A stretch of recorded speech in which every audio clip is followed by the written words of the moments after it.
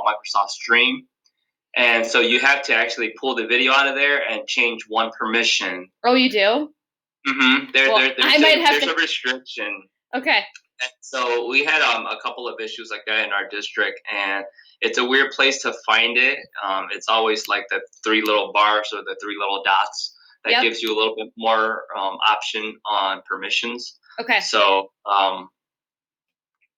yeah, if I might have to have you a screenshot of what that looks like, I can send that over. Well, that's why we have the tech guy on today. But right?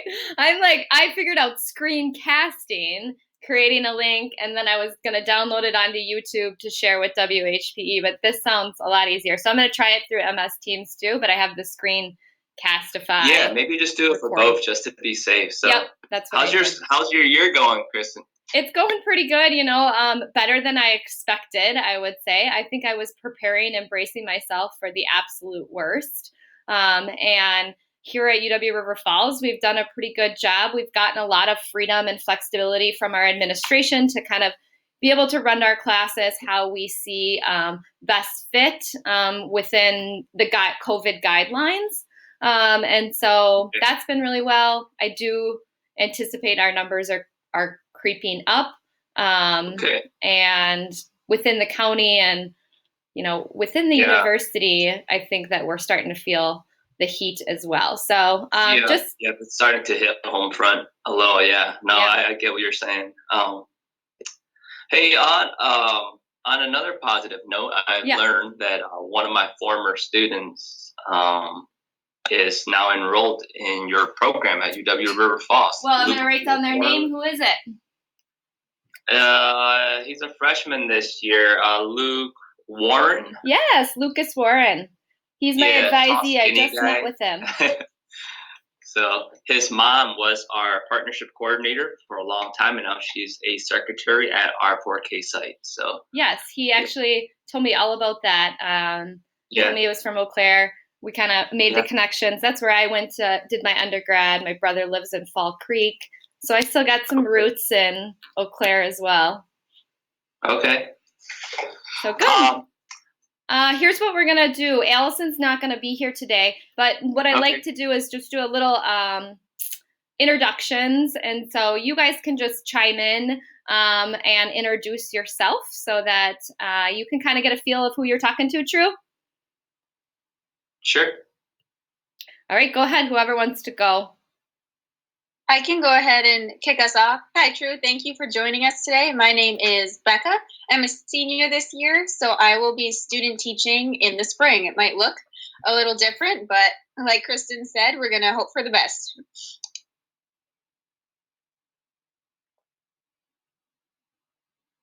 I can go. I'm Kelsey, the one with the mask.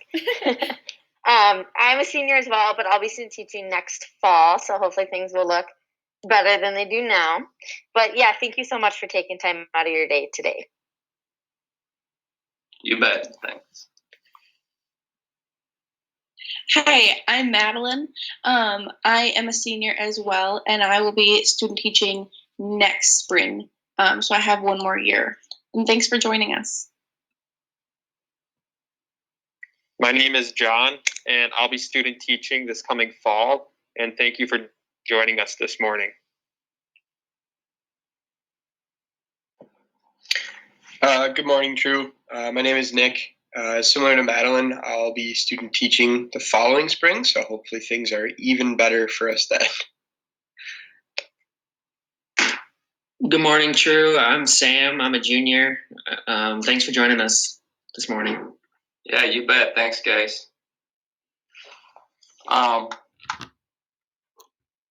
you want to just tell us a little bit about you, True? Your background, for sure. Your current position, your current status. Yep. So I'm a UW Eau Claire grad back in 2010. The following fall, I didn't land a full-time position, but I was able to get into the Eau Claire School District, teaching one class of 6th grade.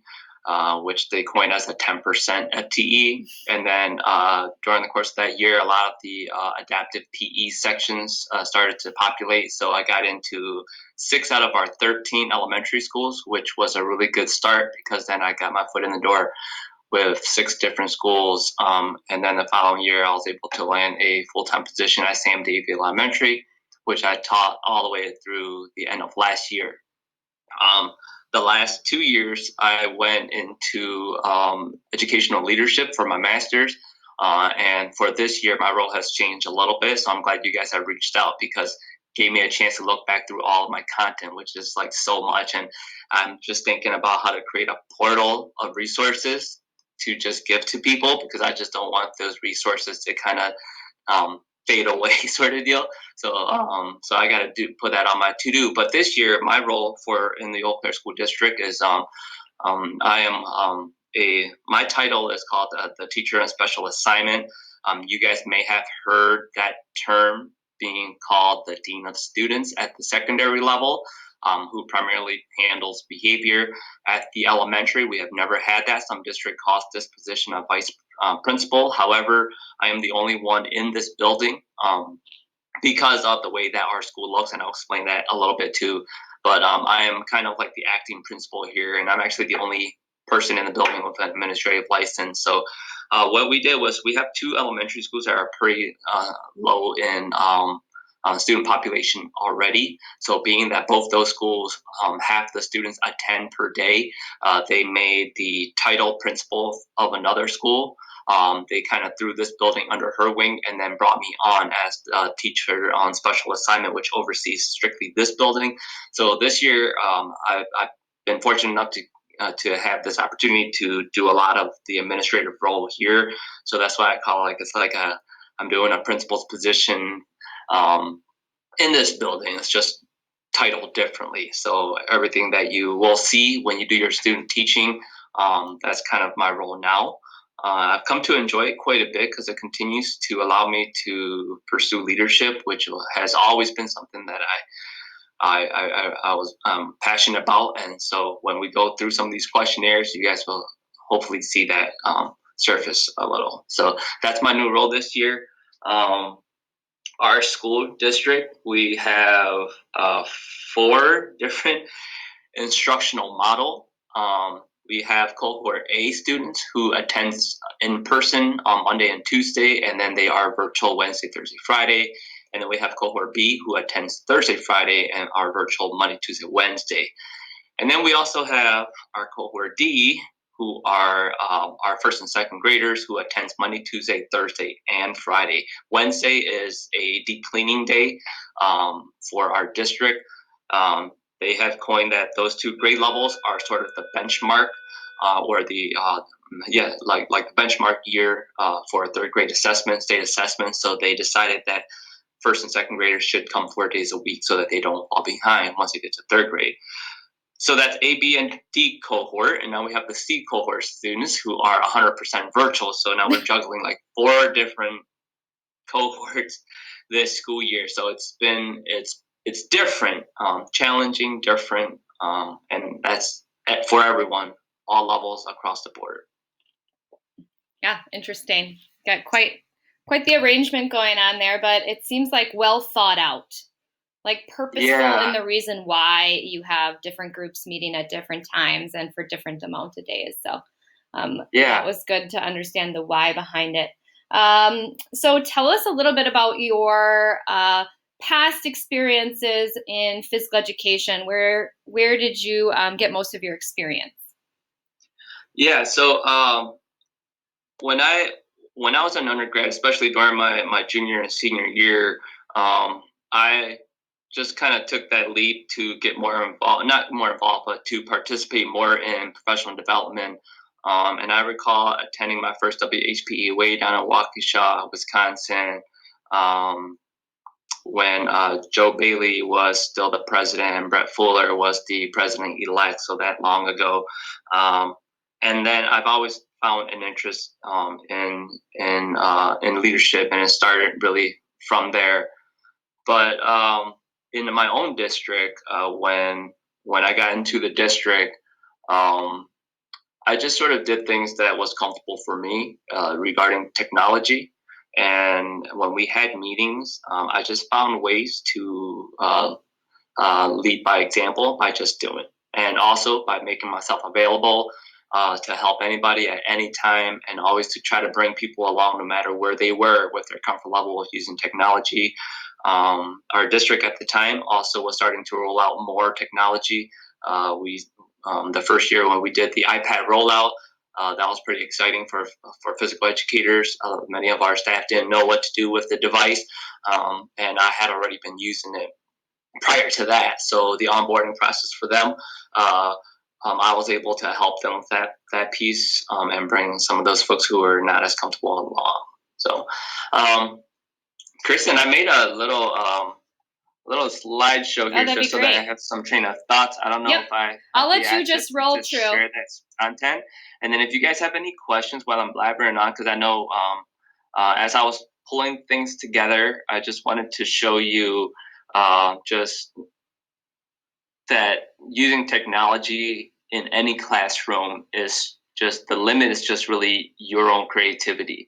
So I'll go through that, and at any point, if you guys have questions, just raise your hand, virtual hand, or just interrupt me. That's fine as well. So I'm gonna actually let me redo that. I'm gonna do my second screen so that it captures more. Okay, so all right, so I'll okay.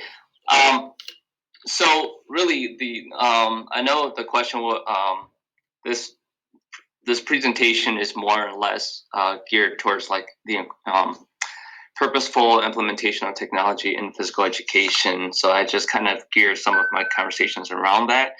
So it really, like I said, it really started at the beginning with just me coming out of school. I was that fresh, young educator, very fiery, had a lot of experience with using technology during my during the cohort and during my student teaching. And just the School of Ed in general. And I just sort of brought that in. And it really started with this sound system over here. It's pretty old school, as you can see. It's really kind of like the it's kind of like the other teacher in the classroom, because it does really set up a lot of good cues and classroom management. And so one of the barriers was that I always had to carry the remote in my pocket, or always come back up to the top to stop the music. And I was like, I already knew that we had a lot more efficient tech at that time.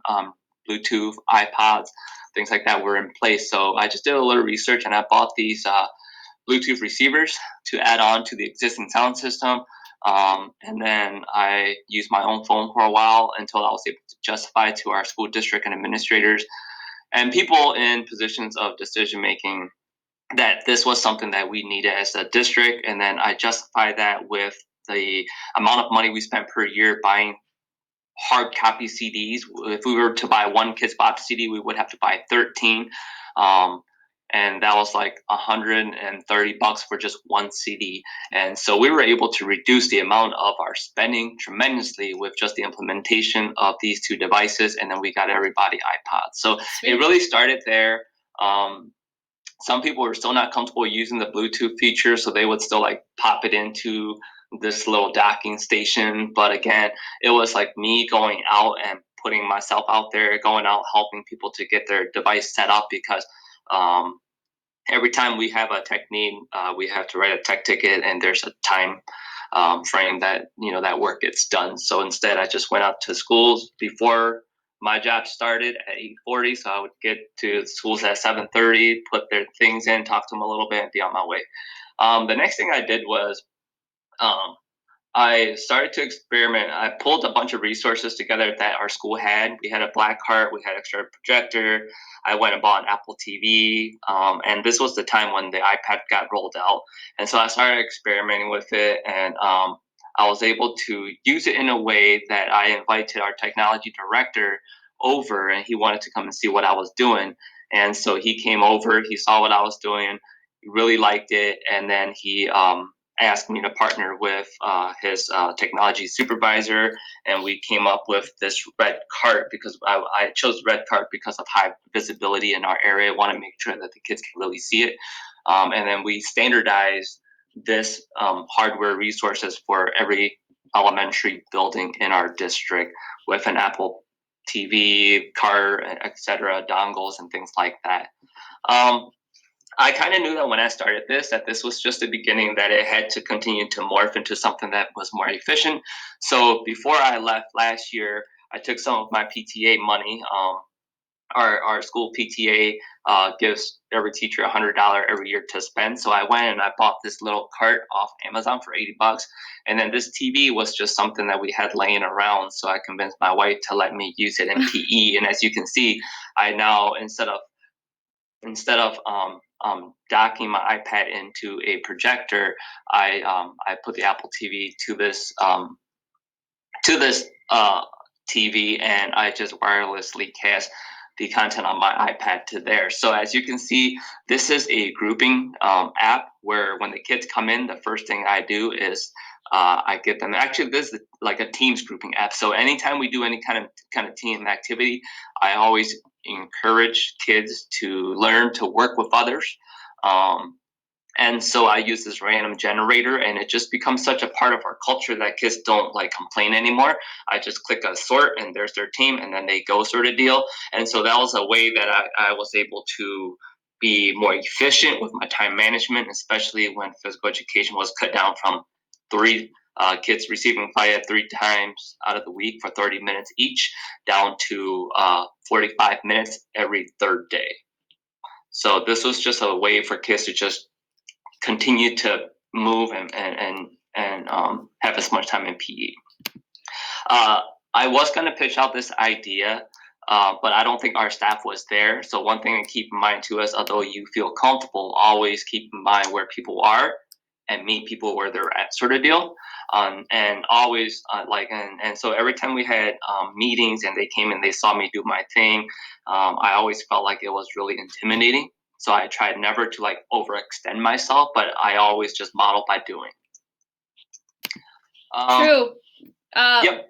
Advantages of having a projector versus a TV. So the projector, you just don't have a cart in the middle of the gym, versus a TV you can like kind of put away and protect. I kind of like the idea of it being on the cart. I've never seen that before. Yeah. So the one thing is, my goal was always like to get this TV into the wall. Yeah. And put a hard enough plexiglass in there so that it was like a centralized location for kids to come to. We just never got there. So this was sort of the next best thing, was to still have that TV there. But as you can see, it's actually placed intentionally there so that if we were to do things like where objects were moving through the air, I would just slide that into that room and just kind of close that door a little bit. So for me, my setup, I had this setup worked definitely. When I need things to be bigger, I still do use the cart, and I'll show you that in a little bit too. The cart, one of the disadvantages of that is that it does sit. There are wires. Whereas like the TV here, everything is against the wall, so there is no wires that is exposed. So that's really it. But I do use both, though.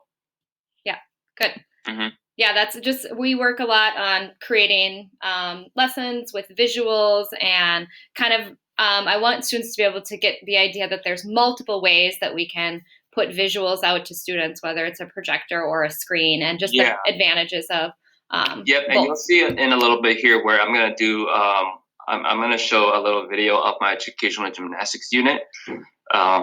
So let me see. Ways that tech has improved instruction. The really tricky thing about technology is, if you remember the SAMR model, where the S stands for substitution, A is for augmentation, M is for modification, and then where you really want to get to is the redefinition of learning. So so you guys have probably ran through this model already, but yes, thanks to John. When we first got the iPad, it was just a substitution for stuff that we already do. When kids were taking paper pencil tests, they were doing it on the iPad. It didn't really like change the way that they did their work.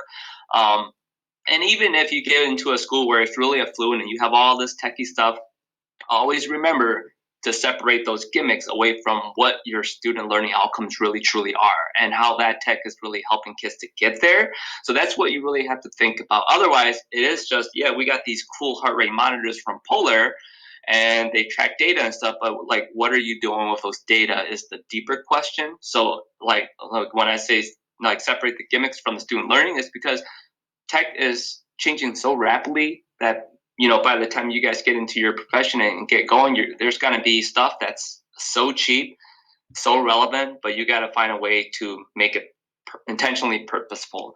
So this was these are heart rate monitors that I grabbed from a PE teacher in the district who had it just in storage because the battery died and they didn't want to deal with it. So I took it. I put batteries in there. I found this. I don't remember where I got this pocket organizer, but you know, so the kids. I mean, first it was teaching the kids about you know, a moderate heart rate, teaching them to I forget what the formula is where like they, you know, on their maximum heart rate, right? Is that what it's called? Yep. Where they divide the 220 by their age is a simple formula. So teaching them to do that portion with math and then understanding how moderate to where they are with the intensity of how they move, and then relate that to, you know, this device here now can do that job for you. And then we took it one step further and we created digital fitness journals where they track their heart rate. And my expectation was always track your heart rate when you are active, track it when you are at rest, and document those each day. So they would, you know, we made a digital fitness journal log where they would put the date, their heart rate at the beginning, in the middle, and at the end. So it was an ongoing document. And then at the end, I always had the students print it out from their iPad, and then we'd send that home. And then for the older kids, we took that data at the beginning and we actually wrote like fitness goal and we tracked it. Cool. So it's like so like that's what I mean by like, what are your hopes for your students, right? If you're trying to teach them to become physically literate individuals, then taking it that far helps them there. But if it's just you take your heart rate, oh, I'm at 180 during this running activity, and that's it, then it just becomes a gimmick, right? Because you can do that with your 2 fingers on your carotid artery. Oh yeah, so so everybody from 3rd, 4th, and 5th graders, they all use it just because the band fits them well. So that was one of the things that I did here. The other thing I'll send you, Kristen, too, is I'll just show you. Let's see here. So I have a website that I made that has a professional development page that has everything that I've done from WHPE handouts to other stuff and webinars and things of that sort that you guys can access. I know one of the questions that was thrown in there was regarding the 4 C's of 21st century learner, and I actually did a whole presentation on that. So you can see that like these 4 are pretty much your 4, the learning skills are your 4 C's. So your creativity, your critical thinking, and this is an interactive presentation that I did using Google Slide. So if this was on a tablet, people would just touch the icon and then it would talk about critical thinking. And here are some examples that fit into critical thinking that I did in PE. This is collaboration. So here's how I was able to collaborate, sort of deal.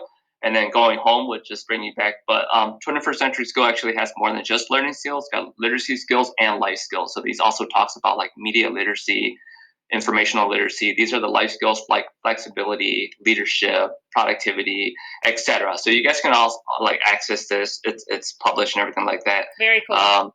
So yeah, I'll just I'll send this out and you guys can use it however you want. Take whatever you need. All of these documents here are, again, a part of all those resources where when I started digging around, like there's a lot of stuff here that I need to get out there to the community. So anyways, beyond physical education, though, what we're really trying to teach is literate individuals, right, who can be productive citizens in our democracy. So I took an initiative, and this is just a video where I I distributed some of my leadership over to some of our 5th grade students who I knew would fit the role pretty well, and we made this media team where they came in every day at 8 o'clock, and they ran our whole live stream, live announcement in the morning with programming and all that stuff. So this is just a little video of that. So this is our setup in the extra classroom. There's our blue screen and teleprompter, and then our program to run. So you can see the program that, with the blue screening and everything like that, it looks more like a newsroom. So this was one way where before we sent our 5th graders to middle school was just to build independence and leadership and those kind of life skills that we're hoping students can get to. So cool. I have a 5th grade daughter who would have loved that.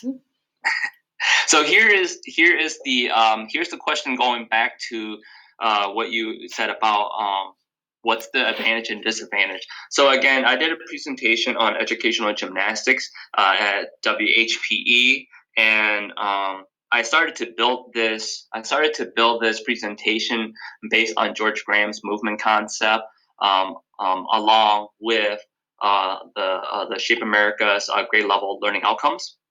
And so I kind of meshed everything together because for kids, learning is, it's they learn in multiple ways. If they hear, see it, do it, it sticks a little bit more. So I'll just play this and then we can talk about this in a sec.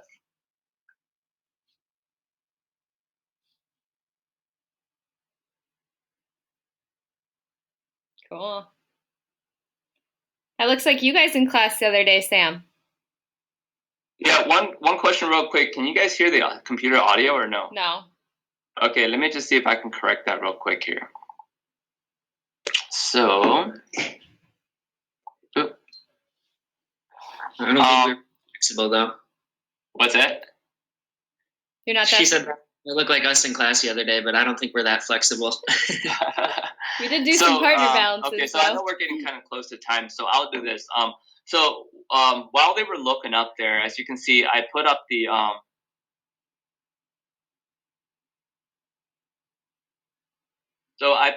concept of symmetrical and non-symmetrical balances, and that's one of the concepts that came out of George Graham's book.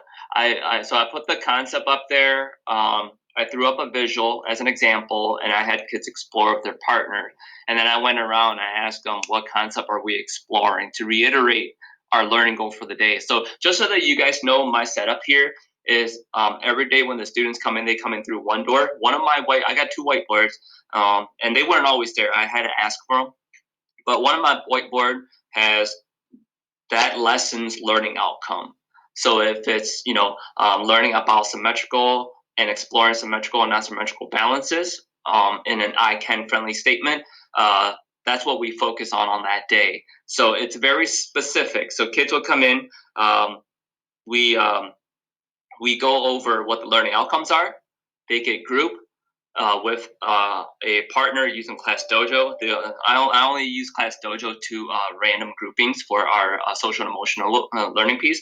So then they walk back to the backboard, which has a morning meeting greeting that they share with their partner. They walk around. Once the music starts, they jog for 2 minutes, and then we meet back at the backboard where we have a ton of other different things where I incorporated zones of regulation, PE word of the day, an idiom of the day, and reviewing the character trait of the month. And then we go into an activity that supports that lesson's learning goal. So in this case, it's this is the activity. And then at the end of the lesson, every single day for our 3rd, 4th, and 5th graders, I always publish right away just an exit question for them in Google Classroom that I can do in the moment. So let's say if we did not get to symmetrical balances, I wouldn't post that question ahead of time. I always do it that lesson so that it fits to where we are as far as our progress for that lesson. So this could be like at the end of the lesson, I would just get on my iPad real quick, generate a question, what does non-symmetrical mean, right? So the answer I'm looking for is not the same. So anything along that line, I would give the students credit for. So while they're waiting in line, or sometimes they're in their small pod group for stretching, I encourage them to sometimes work together through that question. And then that gives the feedback that I need about their learning progress for that particular lesson. And these are things where you can't plan ahead of time because you just don't know what factors are going to limit you from getting to where you want to be in your lesson. So that's how I full circle everything. So it starts with the learning goal. The activity supports the learning goal, and then their feedback at the end for their formal assessment is what I call it. I've stopped doing summative assessment because this always provides me with more accurate data in the moment. And I always tell the kids to do it now, because if I don't see you for another 3 days, the likelihood of you remembering what we did is going to be very, very minimal. So do the questions the day of, and you'll always have a couple kids who they forget, so they have like a ton of questions to answer and they don't do as well. Let me just show you guys just something real quick, because I know we're getting close.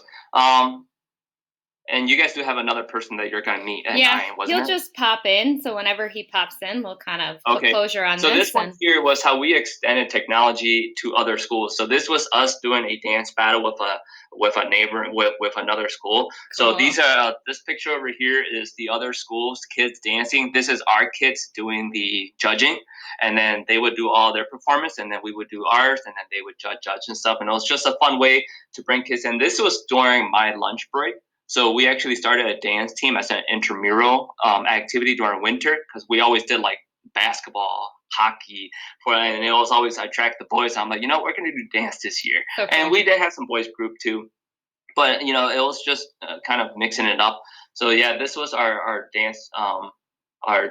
I call it like a recess club, or a lunch recess club, where they had 15 minutes and they came in and they just practiced with their team and stuff. So that's how we make connections to other. So this is what I'm talking about. This is my backboard. I adopted the zones of regulation. And this was before our school counselor had adopted it. So after I did this and bought the resources, I sent the resource over to our school counselor, and then the language became more consistent and streamlined across the school. So here's my little Daily 5. Daily 5 is an educational term that is used at the elementary level. It's meant for ELA. So kids have 5 stations that they rotate through within like a 30 or 40 minute time block, where they do read to self, read to others, etc. I just incorporated that to our Daily 5. So my Daily 5 is always the jogging, and then I have 4 corner stations that is designed to is designed to help with those components of fitness. Very cool. So that's our Daily 5. So the Daily 5 is always up here. And then this year I try to mix up, because sometimes we'll do like a tag game for cardio, for an extension of cardio. So their job is to always, after they come in and we review the learning targets for that lesson, and they look on the TV screen for their partner, they walk back here, and these are their think, pair, share question, which is a product of morning meetings or responsive classroom, those kind of school philosophies. Yep, instructional model. Yeah, yep. So sometimes I'll write like tag. If I say tag, then we always do like just one tagging. We just always do it, and everybody is in. And again, it's not about it's about getting kids moving. That's the purpose of this one, of the instant activity, so that they are doing something instantly without very much direction from you. They know what to do, sort of deal. And then their questions are here, broken by grade bands. So you can see this is just a way for kids to make connection, because as you're going to find out, if you don't intentionally do this or something along this line, what you're going to find is that kids are going to be attracted to just their best friends. So if you say, find somebody and share, right, you're always going to have 1 or 2 kids who are not as popular who feels left out. And that's that disconnection, which could come back and bite you with behavior and classroom management and consume 90% of your time. So build that connection right away. Create an environment where kids feel safe for learning, and so that it doesn't matter. It's like, it's just now our routine that, hey, I'm your partner. That's what the TV says. We don't have a choice, So we've kind of like behavior has reduced drastically since I implemented just that automatic part pairing, and then just this. I always put a PE word of the day. It is a lot of work, But I just got into the routine of things. So I talk, and the word, I always try to match it up to our lesson content. So this must have been maybe something that we did for just movement, language, and exploration, and then just teaching them a little bit about ELA with like idiom, and then our trait is there. So that's always in the back there. Community groups use my gym all the time, and my setup always, I never really have any issue with it. So good.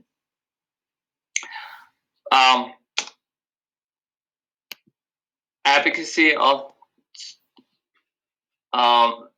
so this is probably where one of the biggest eye opener for me was I could not understand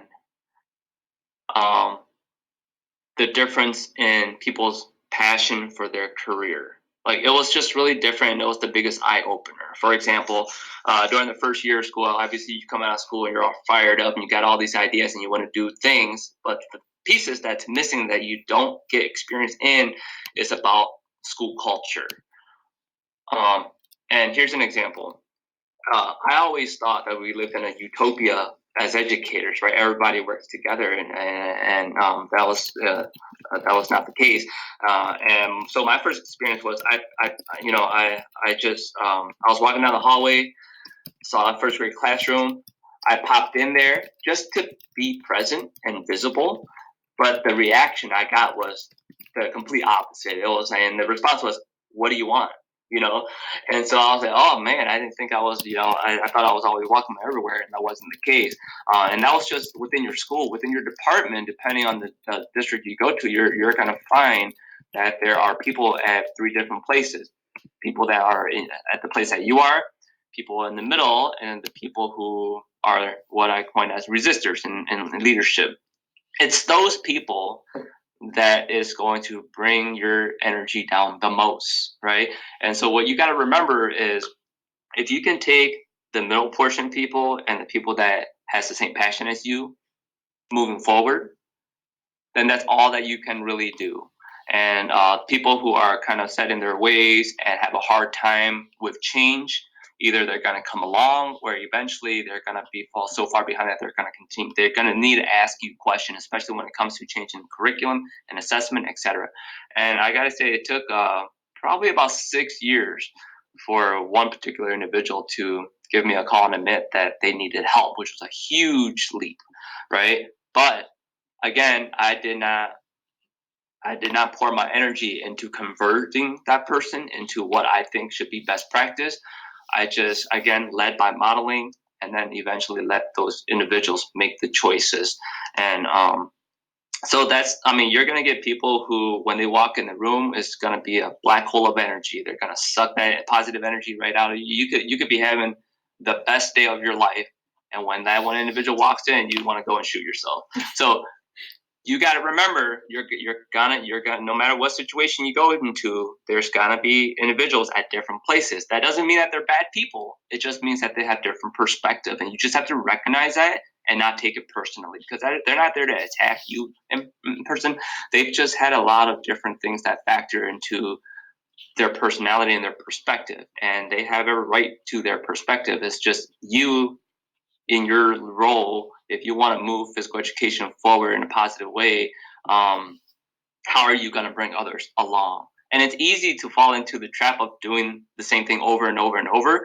That's why it's important to continue to be a lifelong learner and participate in PD as much as you can, virtually, online, Midwest, national, things like that. So I think this right here, curiosity is a factor of motivation. I've always been just a very curious person. Like, I've always go, and so you saw it with the progression from the Bluetooth, helping our department save money and the district, to the projector cart, to the TV. Like, I'm always thinking like, I wonder if this will work, or I wonder if that will work. And that sparks that motivation for you to keep going. There was one teacher that made a statement to me today, or this year, and because I always come in couple hours before everybody gets here. I do our morning announcement that takes about 30 minutes every day. video announcement that I send to everybody, and that takes about 30 minutes every day.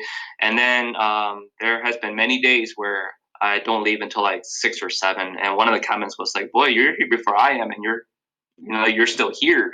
And I'm gonna be honest with you guys, when you find something that you truly love to do, no matter how much hours you pour into it, it's never gonna feel like work. And that's why you hear of teachers working in the weekend, in the evening, etc.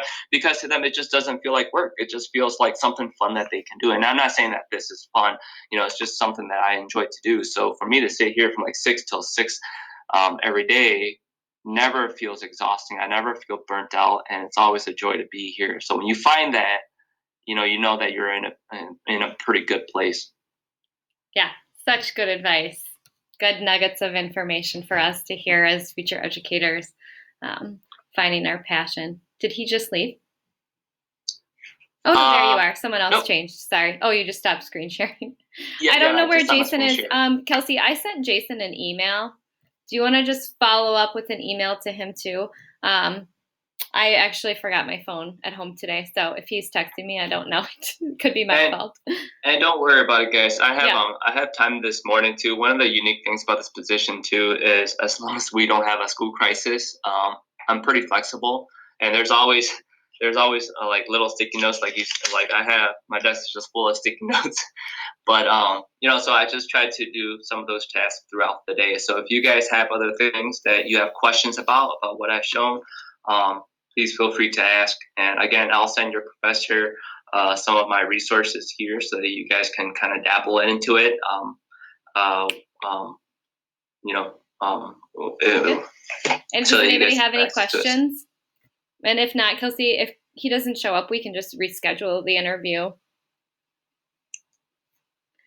Does anybody have any questions? I was also thinking, like, if you guys were ever interested and you had the time, Kristen, where your students wanted to learn exactly like how does a process work of something, technology implementation, anything like that, I'd be more than happy to kind of walk you guys through some of those. I think one of the neatest thing that I stumbled upon was how to accurately document your adaptive PE sessions with your kiddos who have services, because a lot of the times what you're going to find out is that the activities that you do has to reflect their benchmark or annual goal. And so sometimes you work a 15-minute session or a 30-minute session with the kid, and then you got to go and write it down on a piece of paper somewhere or type it up somewhere, and that takes time. And so I just developed this automatic way where using Google Forms, some of their add-ons, and just like your iPad, I was able to put that form on the home screen, bring up that form automatically after the session was done. Just selected which goal we worked on and used my voice to text dictation. And then once that got submitted in the form, then it automatically went over to a Word document and tracked it and timestamped it, so that when the student's IEP came up, I just went and printed off that IEP and handed it out to all the IEP members, and we just went through some of the questions that they had. So it was a pretty slick way to streamline like documentation accurately, instead of like not having the time to do it and then doing it at the end of the day where you might not remember. Yeah, that's awesome. I'm going to tap into you. I'm thinking, Sam, for the adaptive practicum, and those of you who haven't taken, it would be nice to have like a little session on watching how that actually gets done, because I know paperwork is a huge concern with an adaptive physical education teacher. So if you have strategies for streamlining that and making it effective, and I think I did a screen recording of the whole process as well. So I can certainly send that to you guys as well. And I know our adaptive FIED person in the district here, he really loved it. And he uses it all the time with his, I think he's got like 30 students that he sees district-wide, which is a lot of cases when it comes springtime and IEP meetings. Yeah, very cool. Kelsey, any word from Jason? No? Okay. Not worried. I think that's all we have for you. I don't want to take up too much more of your time, True. Your presentation was awesome. The resources that you provided for us.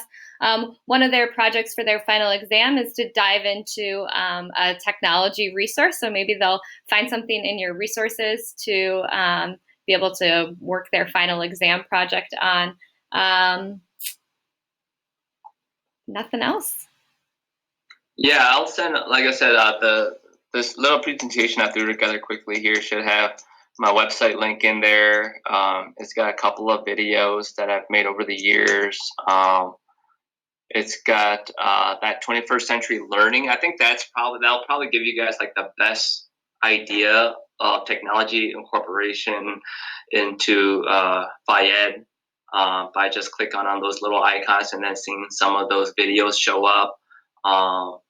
And if you guys ever have any questions about what each of those are, you can feel free to just contact me and I can explain it a little bit more. But again, if you guys ever need any more of these sessions in the future, or to tackle specific questions that you guys have about what does this look like we're thinking of this, what are some ideas, just let me know. I'd be more than happy to help where I can. So yes, you seem like a great resource that we are going to keep in our back pocket. So thank you so much for meeting with us. We look forward to continued collaboration and tapping into your expertise.